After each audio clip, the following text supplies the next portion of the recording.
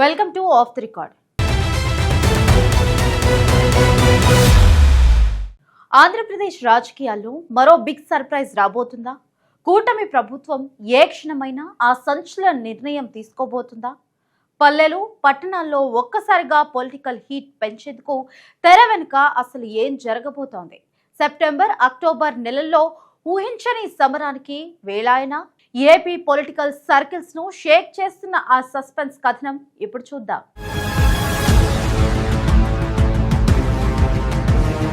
ఆంధ్రప్రదేశ్ రాజకీయాల్లో మరోసారి స్థానిక సమరనాదం వినిపిస్తూ వాతావరణాన్ని ఒక్కసారిగా వేడెక్కిస్తోంది. 2 ఏళ్ల కిందట ముగిసిన సార్వత్రిక సమరం తర్వాత ఇప్పుడు మున్సిపాలిటీలు, జెడ్పీటీసీలు, పంచాయతీలకు ఒకేసారి సమరశంఖం పూరించేందుకు కూటమి ప్రభుత్వం శరవేగంగా అడుగులు వేస్తోంది. అధికారిక షెడ్యూల్ బయటకు రాకపోయినా పరిపాలనా యంత్రాంగం క్షేత్రస్థాయి ఏర్పాట్లు నిమగ్నమైందనే టాక్ అటు ఆశావాహుల్లో, ఇటు సామాన్యుల్లో ఆసక్తిని రేకెత్తిస్తున్నాయి. సెప్టెంబర్ 2వ వారంలోనే పట్టణ, మండల, జిల్లా స్థాయి స్థానిక సంస్థలకు ఒకే విడతలో పోలింగ్ ముగించేలా కసరత్తు జరుగుతుందని రాజకీయ వర్గాలు చెబుతున్నాయి. పరిపాలనను వీలైనంత త్వరగా పట్టాలెక్కించి సంక్షేమ ఫలాలను అట్టడుగు వర్గాలకు చేరవేయాలనే తపన ప్రభుత్వంలో స్పష్టంగా కనిపిస్తుంది. కాకపోతే సరైన ప్రణాళిక లేకుండా వేగంగా అడుగులు వేస్తే చివరకు చెక్కులు తప్పవనే అనుమానాలు కూడా కొందరిలో వ్యక్తమవుతున్నాయి. నిలకడలేని బండి నిలవదు, తొందరపాటు పని సాగదు అన్నట్లుగా ఈ భారీ సమరానికి సమగ్రంగా సిద్ధపడటం అధికారులకు అతిపెద్ద సవాలుగా మారింది.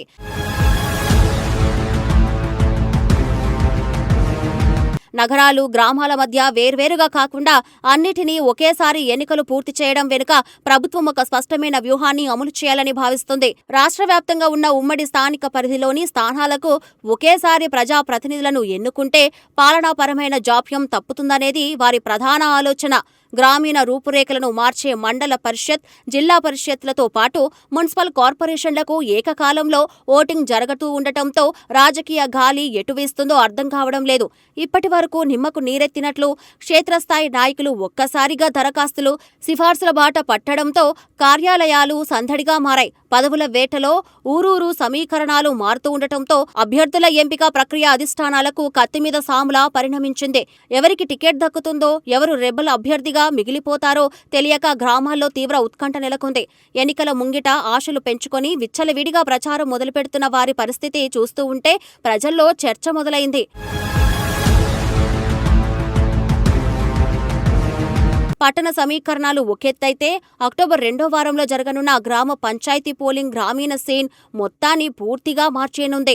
సర్పంచ్, వార్డు సభ్యుల స్థానాలకు పోటీ పడేందుకు గ్రామాల స్థాయిలో ఇప్పటికే వర్గపోరు, పాత కక్షలు బట్టబయలవుతున్న సూచనలు కనిపిస్తున్నాయి. ప్రజాస్వామ్య వ్యవస్థలో అత్యంత కీలకమైన అట్టడుగు స్థాయి పాలన సక్రమంగా సాగినప్పుడే ఏ ప్రభుత్వానికైనా నిజమైన పేరు వస్తుంది. అందుకే గ్రామ సీమల్లో పార్టీతో సంబంధం లేకపోయినా తమ పట్టు నిలుపుకునేందుకు స్థానిక నేతలు సకల వ్యూహాలను ఒడ్డుతున్నారు. నిధుల కొరతతో మూలపడిన పంచాయతీలకు మళ్లీ అధికారిక నిధులు అందుతాయన్న ఆశతో గ్రామస్తులు కూడా ఈ ఎన్నికల కోసం ఆసక్తిగా ఎదురుచూస్తున్నారు. పైకి కనిపించకపోయినా లోలోపల పెద్ద పెద్ద రాజకీయ దండయాత్రలే సాగుతున్నాయని పల్లెవాసులు చర్చించుకుంటున్నారు. ప్రతిపక్షాలు కూడా ఈ అవకాశాన్ని పునాది స్థాయి నుంచి పుంజుకోవడానికి ఒక మార్గంగా భావిస్తూ తీవ్రంగా శ్రమిస్తున్నాయి. పిట్ట కొంచెం కూతఘనం అన్నట్లుగా స్థానిక స్థాయి గెలుపే రేపటి రాష్ట్ర రాజకీయాలకు పునాది కావడంతో ప్రతి పంచాయతీపై ప్రత్యేక దృష్టి సారించారు.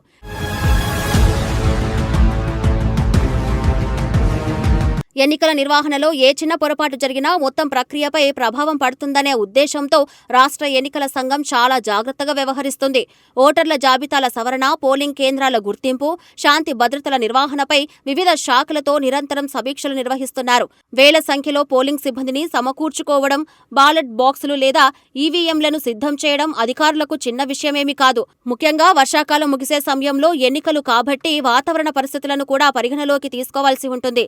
పారదర్శకమైన, ప్రశాంతమైన వాతావరణంలో ఎన్నికలు ముగిస్తేనే ప్రజా తీర్పు నిజమైన ప్రతిబింబంగా నిలుస్తుంది. ఏకాభిప్రాయం కుదిరితే సరే, లేకపోతే పోటీ తీవ్రమైన గ్రామాల్లో ఉద్రిక్తతలు చోటు చేసుకునే ముప్పు లేకపోలేదు. ఎన్నికల నియమావళి అమలులోకి వస్తే అభివృద్ధి పనుల ప్రకటనలకు విరామం పడుతుంది. కాబట్టి ఆలోపే ప్రాజెక్టులకు ఆమోదం తెలపాలని ప్రభుత్వం చూస్తుంది. ఈ ఊహాగణాల మధ్య ఏది నిజమో, ఏది ప్రచారమో తెలియక సాధారణ ప్రజలు గందరగోళానికి గురవుతున్నారు. నిప్పులేనిదే పొగరాదు అనే సామెత ప్రకారం ప్రభుత్వం వైపు కదలిక ఉంది కాబట్టే ఈ స్థాయి ఎన్నికల ప్రచారం జరుగుతుందని విశ్లేషకులు స్పష్టం చేస్తున్నారు.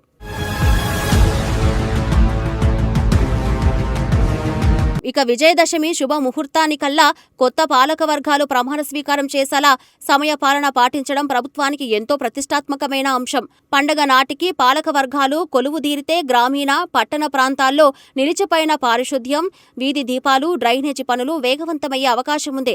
స్థానిక నాయకత్వం అందుబాటులో ఉంటేనే ప్రజలకు చిన్న చిన్న సమస్యల కోసం దూర ప్రాంతాలకు వెళ్లే తిప్పలు తప్పుతాయి. కొత్తగా ఎన్నికయ్యే ప్రజా ప్రతినిధులు ప్రజా సంక్షేమాన్ని పక్కనబెట్టి సొంత ప్రయోజనాలకే ప్రాధాన్యతమిస్తే ప్రజలు నిరసనను ఎదుర్కోక తప్పదు. గతంలో ఇచ్చిన హామీలు ఎంతవరకు నెరవేరాయో బేరీజు వేసుకుంటూ ఓటర్లు కూడా ఈసారి చైతన్యవంతంగా ఆలోచిస్తున్నారు. డబ్బులు, ఉచితాల వలలకు చిక్కకుండా నిజాయితీగల నాయకులను ఎన్నుకోవాల్సిన బాధ్యత సగటు పౌరుడిపై ఉంది. కేవలం రాజకీయ ఉనికి కోసమే పోటీపడే నాయకులకు ఓటర్లు తగిన గుణపాఠం చెప్పడానికి సిద్ధంగా ఉన్నట్లు కనిపిస్తుంది. నిజమైన అభివృద్ధికే ఓటు వేస్తామని మాటల ముఠాలకు పడిపోమని గ్రామాల్లో చర్చించుకుంటున్నారు.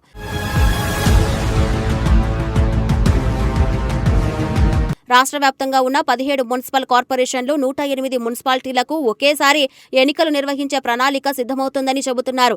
ఇదే సమయంలో మండల పరిషత్, జిల్లా పరిషత్ స్థానాలకు కూడా పోలింగ్ నిర్వహించడం ద్వారా ఒకే దశలో ప్రధాన స్థానిక సంస్థలకు ప్రజాప్రతినిధులను ఎన్నుకునే అవకాశం కల్పించాలని అధికారులు భావిస్తున్నట్లు సమాచారం. దీంతో పట్టణాలు, గ్రామీణ ప్రాంతాల స్థానిక పాలనకు ఒకేసారి కొత్త నాయకత్వం ఏర్పడే పరిస్థితి ఉంటుంది.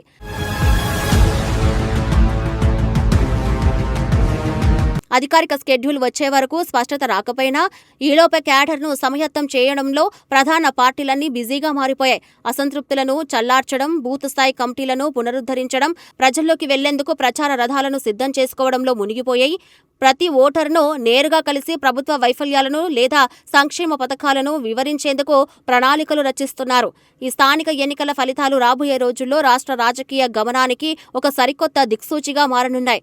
గెలుపోటములు ఏవైనా స్థానిక సంస్థల బలోపేతం ద్వారానే ప్రజాస్వామ్యం క్షేత్రస్థాయిలో వికసిస్తుందనేది అంగీకరించాల్సిన నిజం.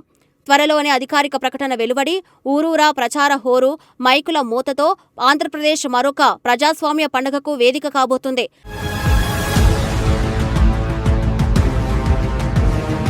అయితే ఇప్పటి వరకు ఎన్నికల తేదీలపై అధికారిక ప్రకటన వెలువడలేదు.